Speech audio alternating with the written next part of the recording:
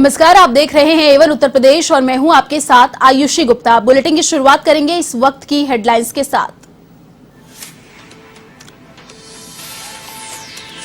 अंतिम सफर पर सीडीएस रावत सहित वीर सपूत, गृह मंत्री शाह, रक्षा मंत्री राजनाथ सिंह ने दी श्रद्धांजलि। दिल्ली कैंट में होगा सीडीएस का अंतिम संस्कार, तो ब्रिगेडियर लखविंदर को बरार स्क्वायर में दी अंतिम विदाई।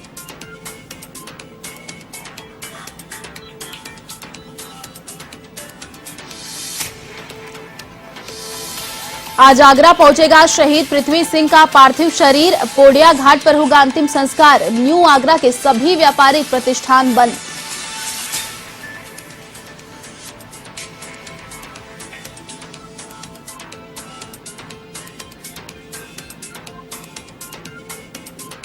प्रधानमंत्री नरेंद्र मोदी का बलरामपुर दौरा कल, सरयू नहर राष्ट्रीय परियोजना का करेंगे लोकार्पण। 29 लाख किसान होंगे लाभान्वित।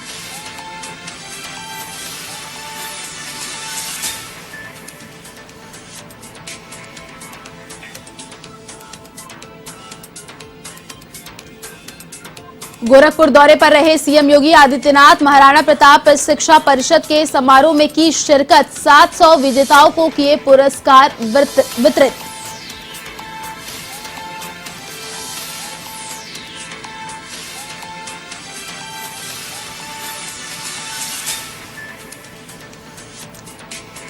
कानपुर पुलिस का बर्बर चेहरा आया सामने, गोद में बच्चा लिए पिता से की मारपीट। बिलखते मासूम को देखकर भी नहीं आया तरस, कानपुर का लठमार थानेदार सस्पेंड।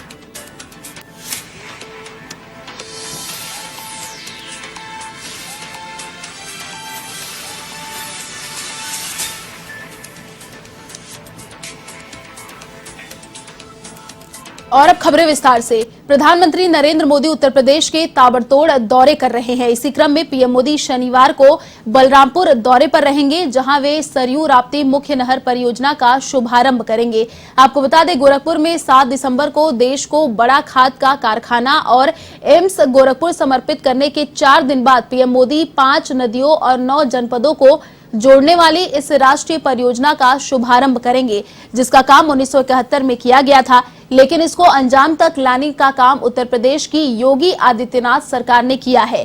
प्रदेश में करीब 4 दशक से लंबित पड़ी इस परियोजना को प्रदेश की योगी आदित्यनाथ सरकार ने 4 वर्ष में पूरा किया है। इस परियोजना से 14 लाख हेक्टेयर से अधिक भूमि की सिंचाई के लिए सुनिश्चित पानी मिलेगा, जिससे पूर्वी उत्तर प्रदेश के 6200 से अधिक गांवों के लगभग 29 लाख किसान लाभान्वित होंगे।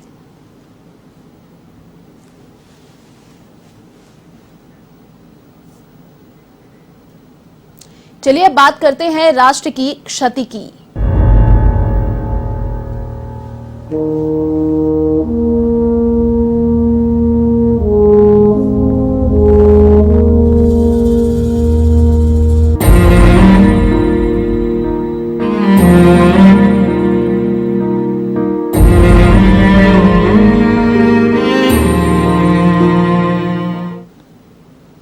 सीडीएस बिपिन रावत समेत तमिलनाडु हेलीकॉप्टर क्रैश में जान गंवाने वाले सभी 13 लोगों को अंतिम विदाई दी जाएगी। आपको बता दें, इससे पहले जनरल बिपिन रावत का पार्थिव शरीर बेस हॉस्पिटल से उनके आवास लाया गया। यहां केंद्रीय गृह मंत्री अमित शाह, रक्षा मंत्री राजनाथ सिंह, कांग्रेस नेता राहुल गांधी, एनएसए सहित सेना के अधिकारियों और परिजनों ने उन्हें श्रद्धांजलि दी। और अब उनके पार्थिव शव को दिल्ली कैंट बराड़ चौक अंतिम संस्कार के लिए ले जाया जाएगा। वहीं पालम एयरपोर्ट पर जनरल बिपिन रावत को श्रद्धांजलि अर्पित करने के बाद प्रधानमंत्री नरेंद्र मोदी सीडीएस के परिजनों से भी मिले। एयरपोर्ट पर प्रधानमंत्री नरेंद्र मोदी, रक्षा मंत्री राजनाथ सिंह और एनएसए अजीत डोभाल ने वीर सपूतों को श्रद्धांजलि अर्पित की। लविदा सीडीएस बिपिन रावत आज अंतिम सफर पर वीर सपूत CG top Bipin Rawat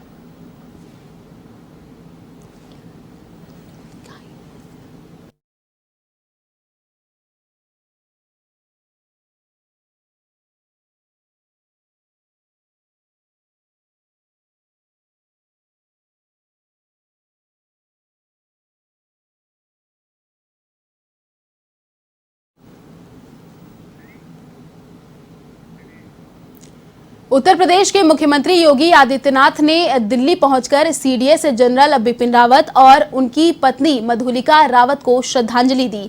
CM योगी गोरखपुर से दिल्ली पहुंचे और उन्होंने सीडीएस जनरल को श्रद्धांजलि अर्पित की।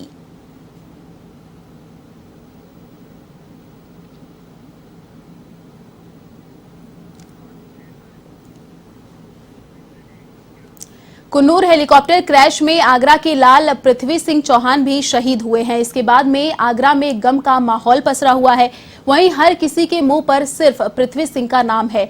आपको बता दें कि पृथ्वी सिंह चौहान का पार्थिव शरीर आज आगरा पहुंचेगा, जिसके सम्मान में न्यू आगरा के सभी व्यापारियों ने अपने प्रतिष्ठान बंद रखे हैं। वहीं सूबे के मुख्यमंत्री योगी आदित्यनाथ भी श्रद्धांजलि अर्पित करके आगरा पहुंचेंगे।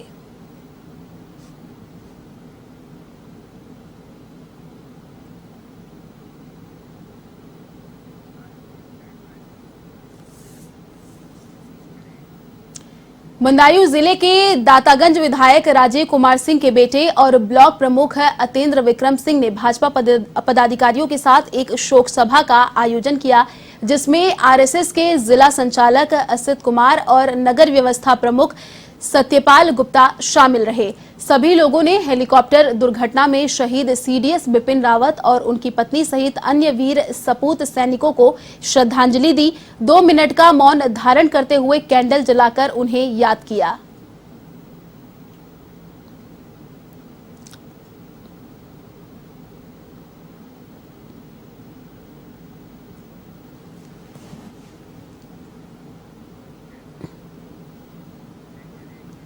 यूपी के गोरखपुर में महाराणा प्रताप शिक्षा परिषद के संस्थापक सप्ताह का समापन समारोह आयोजित हुआ। आपको बता दें, जिसमें बतौर मुख्य अतिथि केंद्रीय शिक्षा मंत्री धर्मेंद्र प्रधान और परिषद के संरक्षक और मुख्यमंत्री योगी आदित्यनाथ मौजूद रहे। इस दौरान सप्ताह भर तक चलने वाली विविध प्रतियोगिताओं के 700 विजेताओं को पुरस्कृत भी किया गया।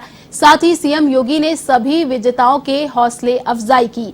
वहीं केंद्रीय शिक्षा मंत्री धर्मेंद्र प्रधान ने कहा कि गुरु गोरक्ष नगरी को स्पेशल एजुकेशन जोन के रूप में विकसित किया जाएगा। यहां वैश्विक नागरिक तैयार किए जाएंगे। वैश्विक नागरिक तैयार करना प्रधानमंत्री का लक्ष्य है। इस दिशा में हम तेजी से आगे बढ़ रहे हैं।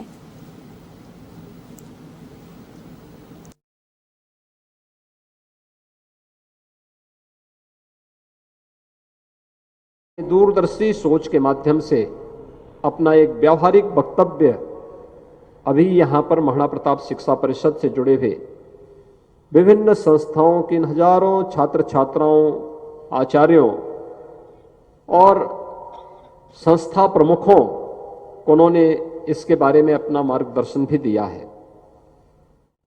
यह हमारा सौभाग्य है कि आज प्रधानमंत्री मोदी जी के नेतृत्व में भारत नई शिक्षा नीति के साथ सामने आया है। ये नई शिक्षा नीति भारत को दुनिया का एक सबसे समृद्ध देशों की श्रेणी में खड़ा करने की दिशा में किए जाने वाले प्रयास का एक प्रमुख भाग है। शिक्षा जीवन के सर्वांगीण विकास का एक केंद्र बिंदु है। शिक्षा के बगैर कोई भी समाज सभ्य और संस्कार युक्त होने की कल्पना भी नहीं कर सकता। और जब सभ्य और संस्कार युक्त ही नहीं तो समृद्धि कहां से आएगी? तो सभ्यता और संस्कृति के मूल में उसके संस्कार भी हैं। यूपी के कानपुर देहात में पुलिस का एक बर्बर चेहरा सामने आया है। यहां के जिला अस्पताल में पुलिस ने अस्पताल के कर्मचारियों पर जमकर लाठियां बरसाई। इस दौरान पुलिस ने एक कर्मचारी को पकड़कर जमकर पीटा और गाड़ी में डालकर ले गए। आपको बता दें, उसी दौरान पीटते कर्मचारी को बचाने के लिए आए एक व्यक्ति को भी पुलिस ने नहीं बख्शा। व्यक्ति की गोद में एक बच्चा था, जबकि व्यक्ति कहता रहा कि बच्चे को लग जाएगी। पुलिस जबरन व्यक्ति से बच्चे को छीनती भी नजर आई। दरअसल यह मामला जिला अस्पताल में बन रहे मेडिकल कॉलेज से जुड़ा हुआ है। जिला अस्पताल के बगल में बन रहे मेडिकल कॉलेज के लिए खुदाई का काम चल रहा था, जिसकी मिट्टी जिला अस्पताल में उड़कर आ रही थी। उसी का विरोध प्रदर्शन जिला अस्पताल के कई कर्मचारी कर रहे थे। वहीं लाठियां बरसाने वाले पुलिसकर्मी को सस्पेंड कर दिया है।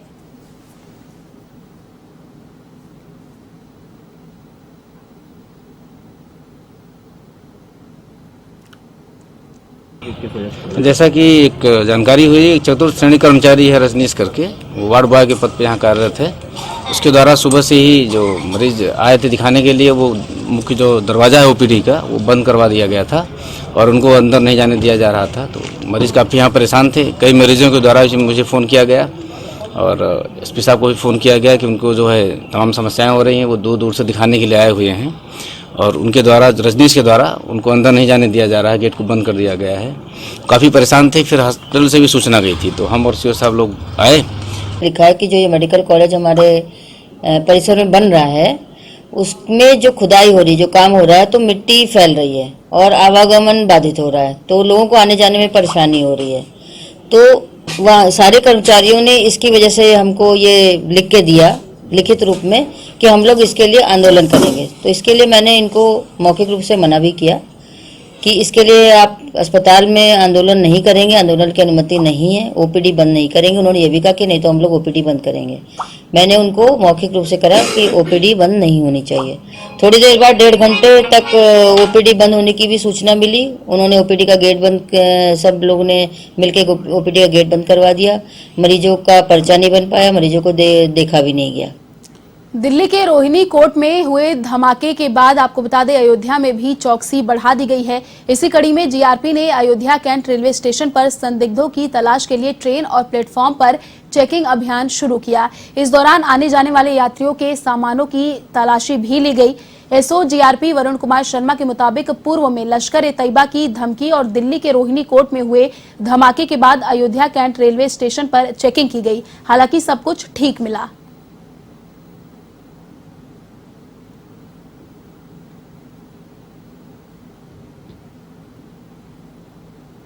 मोटिव जो इस तरह की जो धमकियां पहले पूर्व में सूचना हुई थी, लश्कर-ए-तैयबा वगैरह इस तरह के संगठनों की आए दिन अभी दिल्ली में भी एक ब्लास्ट की सूचना मिल रही है। उसी के संदर्भ में संदिग्ध व्यक्ति और यात्रियों से उनके सामान की चेकिंग की गई। कोई इस तरह की कोई चीज़ नहीं बरामद हुई है, सब कुशलता है, तो समय से चेकिंग की जाती है। लोगों को हिदायत दी जा रही है, बताया जा रहा है कि अपने सामान की सुरक्षा करें और कोई ऐसी कोई लावारिस वस्तु है तो पुलिस को इसकी सूचना दें, पुलिस को बताएं। इस तरीके से लोगों को समझाया जा रहा है। खबर यूपी के बस्ती से है, जहां अमारी बाजार और नवाबगंज गोंडा में हुई लूट की वारदात के मामले में पुलिस को बड़ी सफलता मिली है। आपको बता दें, पुलिस ने वांछित अभियुक्त को गिरफ्तार कर लिया। लूट की घटना के मामले में पुलिस ने एक चोर और 2 दुकानदारों को गिरफ्तार कर जेल भेज दिया। साथ ही आरोपी से एक सोने का झाला, लॉकेट और एक 12 बोर कट्टा बरामद किया।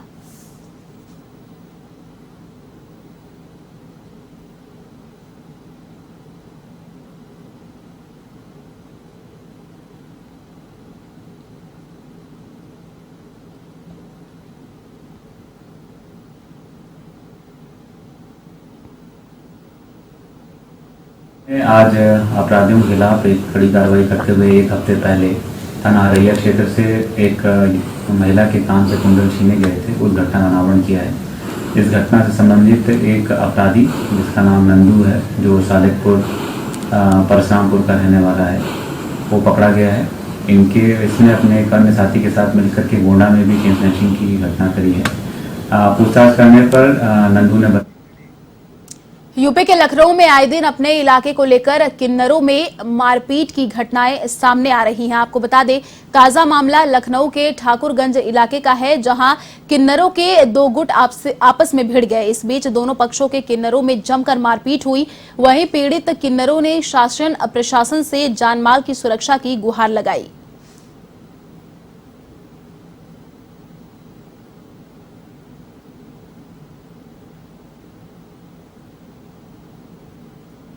मेरा नाम ममता है। ममता जी, परसों ठाकुर थाने में मारपीट हुई थी, किस वजह से मारपीट हुई थी?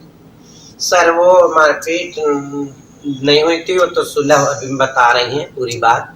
वो तो सुलह हमारा होने को था एरिया की लड़ाई झगड़े का सुलह करने के थे मेरे लखनऊ शहर के किन्नर, और वो चांदनी किन्नर है मेरे एरिया में मांगता है जबरदस्ती धड़ल्लाईगिरी से, गुंडेगिरी से, और वो पंचायत की ना बात मानता है ना कानून की बात मानता है। वो अपना कानून, अपना गुंडा राज, अपना भ्रष्टाचार अलग चलाता है चांदनी। जी उस दिन क्या घटना हुई थी और उसमें आपका क्या रोल था, क्योंकि उसमें भी आप बताया जा रहा है कि वहाँ पे मारपीट हुई थी और आपका नाम है। जी देखिए सर, ये तो एक हमारे कमेटी लोग, जैसे हमारे एक किन्नर बिरादरी की 2 पार्टियां हो गई इस वक्त पार्टी, और बंटवारे को लेकर के ममता किन्नर के और चांदनी किन्नर के इलाके की बंटवारे को लेकर के जो मोहिनी पुरवा है और जो उनका नाला है जामा मस्जिद, वहाँ से उनका कुछ बंटवारा को लेकर के काफ़ी दिन से इनका हमेशा चलता चला आया है। और आज भी इतनी बात बढ़ गई थी 7 तारीख से पहले, ताकि ये जो इधर से भी एप्लीकेशन थी और उधर से भी एप्लीकेशन थी, तो ठाकुरगंज थाना एसओ साहब ने बुलाया कि आपस में बैठ करके यहाँ बात कर लीजिए, अपना अपना फैसला कर लीजिए। जब दोनों पक्ष आए, 11 बजे का टाइम था, कुछ पहले वो लोग पहुँच गए, बाद में हम सब दूसरी पार्टी के लोग पहुँचे। वहाँ पर जब गए तो वहाँ बातचीत होने लगी और 4 किन्नर लोग वहाँ पर एसओ साहब के पास बैठ करके, जो पुराने थे जिनको इलाके का बंटवारा मालूम था, वो अपना आपस में बात करने लगे। और उतनी देर में बात बनी नहीं, उन्होंने चांदनी किन्नर ने या और अन्य किन्नरों ने मतलब वहाँ कानून का भी और किसी का पंचायत का फैसला नहीं माना। फिर उसके बाद क्या हुआ, जो उनके चेले थे विपक्षी दल के, मोहिता किन्नर और भी जो किन्नर थे, उन्होंने गुड़िया किन्नर जानकीपुरम वाली को पीछे से चोटी पकड़ के गिरा के और घसीटा पूरा, उसको मारा, हमला किया। और फिर उसके ऊपर ये इल्ज़ाम लगाया जा रहा है कि गुड्डन किन्नर भी साथ दे रही हैं और जो है क्या कहते हैं मुझे बदनाम करा जा रहा, आरोप लगाया जा रहा है। जब अपोजिट पार्टी 2 पार्टियां होती हैं, हम इस पार्टी में बैठते हैं, लखनऊ की पार्टी में, ये लखनऊ पार्टी का मतलब बंटवारा था, तो हमें इसलिए पार्टी के साथ जाना था। उनकी पार्टी के साथ उनके किन्नर आए थे। जो फिलहाल इस बुलेटिन में इतना ही। देश और दुनिया की तमाम बड़ी खबरों को देखने के लिए आप देखते रहिए A1 TV। नमस्कार।